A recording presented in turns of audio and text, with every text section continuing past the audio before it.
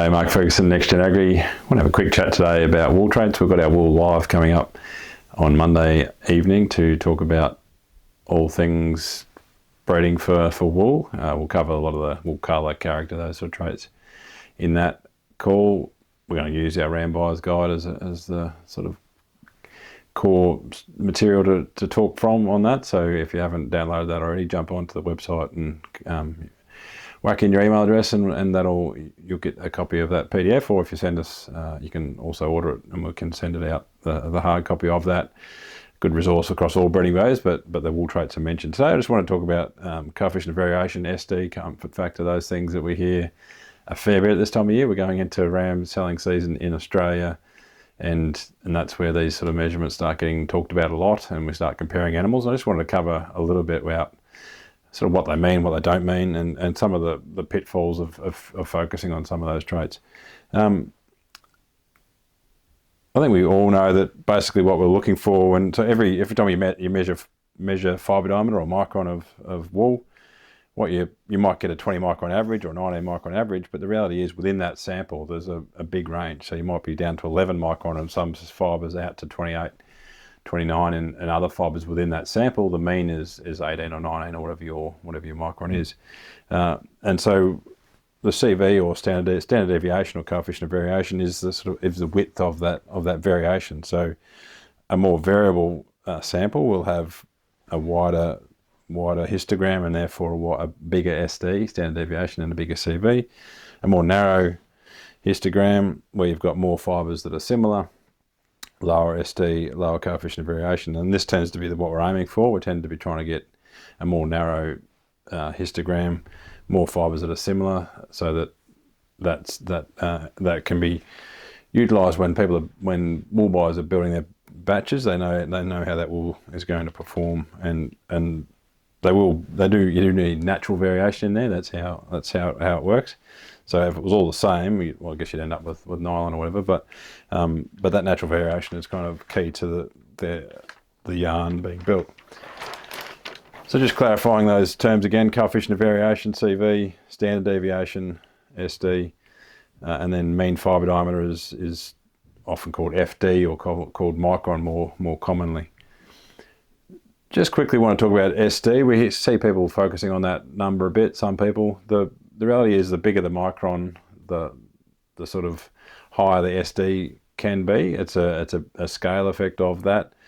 Something that averaged 100 is going to have a higher SD, even though the variation might be the same.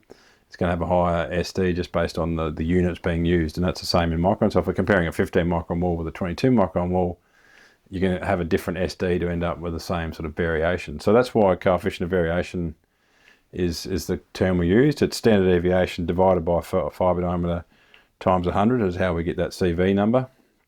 And what that's doing is obviously correcting for fibre diameter or putting it, making sure it's a ratio of fibre diameter so at a given fibre diameter. So you can just look at SD if they're the same fibre diameter, but if they're different fibre diameters, then you really want to be looking at the coefficient of variation. The other thing I hear a lot mentioned in the industry is comfort factor. It seems to be what the raw press love to report on. It's a number that was developed as an indicator of how much wool itches or prickles. So it's the percentage of fibres over 30 micron. 30 micron was sort of determined as the point where wool won't bend as much. And so if you've got a solid fibre that's against your skin and it's not bending, then it's going to be that fibre that itches. And 30 micron was sort of determined as the sort of number where the average human can start to feel that sensation from that, or what we call prickle factor. It was changed from prickle factor to comfort factor because that sounds much better. So we just minus prickle factor from 100 and we got comfort factor. So it is these if you got a histogram of wool fibres, it's these few out here on the end that are over 30. And so if that was 1.5% of our fibres over 30, then that'd be a 98.5% comfort factor. There's two big things driving comfort factor, and that is micron and coefficient of variation or standard deviation. But if we stick with coefficient of variation, so the stronger the micron is, obviously if you shift this histogram out here a bit further and it's a 23 micron wool, naturally you're going to have some fibres over 30 micron because of that same, at the same level of variation, the same CV, you're going to have more fibres out that stronger end. Equally, if we pull our fibre diameter back to 18 or so, then you have very few fibres that are getting over 30 micron, and that's why you see a lot of our neXtgen garment manufacturers, like your Icebreakers, your Smartwools, those sort of brands, they tend to have their specs at about 18.9 micron because that's where most of that's that sweet spot where you've got very few fibres over 30, and you've also got a robust enough strength in that fabric. If you go to much finer, you lose a bit of the strength of that fabric. If you go any stronger, you start putting some of that more of those fibres over 30. The important thing is that no one's really looking at comfort factor when they're buying your wool. What they're looking at is fibre diameter. They're looking at coefficient of variation and other things, and we'll cover that in a second. So again, we need to think about what is going into this measurement. And so we've got two big parts of coefficient of variation or standard deviation or any of these measures. And that is, we've got this between fibre variation, and pardon the drawings, but so we've got some fine fibres, some medium fibres, and some strong fibres all mixed up in our sample, and so that's part of our variation, that between fibre variation. We've also got this massive long fibre variation. So one of my first jobs out of uni was running a wool lab, did a lot of measurements, ran an off to 2000 for a long time with Ralph Barrett, did a lot of work around that and watched lots of off to 2000 profiles developed and looked a lot at that. And what we'd see lots of variation in individuals, but generally, and it's particularly in our Mediterranean areas where you go from really dry to really green, you could see up to 8 microns along the fibre. So going from tip through to base, it might have been a lift of 14 up to 22 in some so it might have been an 18 micron wool, but at some points that sheep was growing 14 micron, and other points that was growing 22 micron, and that we saw that a bit. Obviously, some don't all vary that much, but there was a big variation, and so that's when we're looking at a CV or a comfort factor. All of that is mixed in there. So this is often feeding, nutrition. This is genetic and nutrition. These will be bigger and smaller based on feeding, but generally, but also set by genetics. And genetics has a part to play here in terms of how much feed, how the animal responds to that feed. But so we've got this big interplay of genetics and nutrition, and we often see these numbers like a CV or a comfort factor or a fibre diameter and think that that's set in stone, that's its genetics. It's a big combination of environment and genetics, and that's the important thing to look at.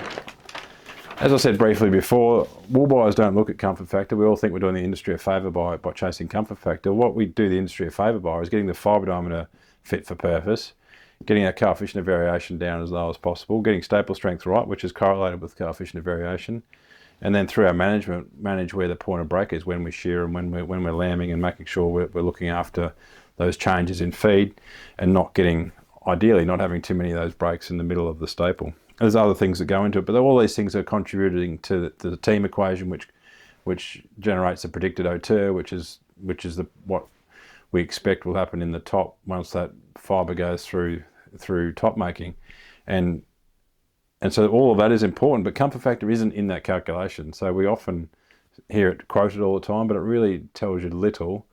It's just basically a bit of a snapshot of a look of a histogram. The coefficient of variation in micron will do that. And importantly, we can use breeding values to do a better job of selecting for CV and fibre diameter.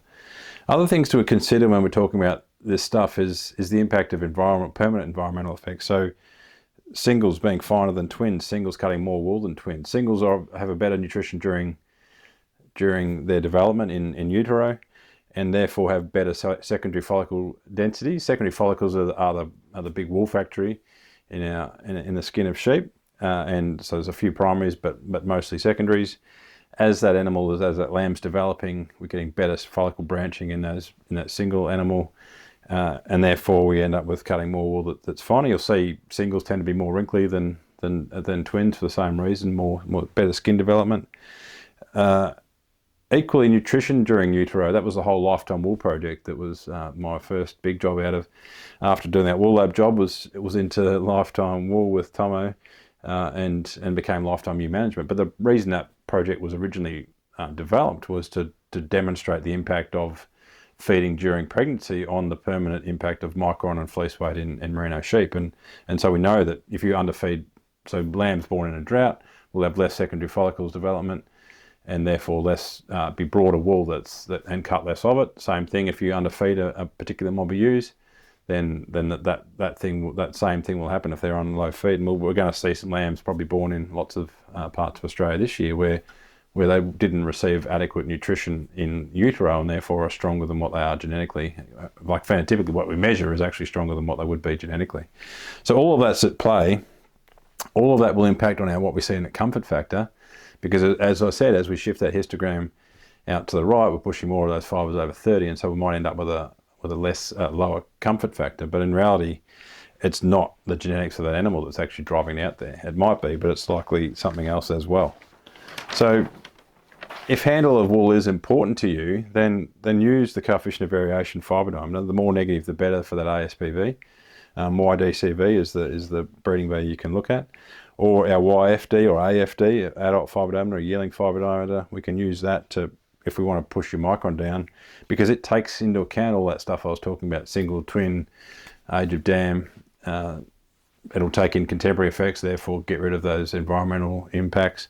And so we can actually use that data, that ASPV data, with much better accuracy than we can by looking at that raw micron. Micron is very heritable, so you can shift it just by measuring it. But if you want to go even faster, you measure it and you turn it into a breeding value and you select on the breeding value. If it's something that is important to you, then use all the tools available to go as fast as possible, and that will be the breeding value, and it will have nothing to do with comfort factor.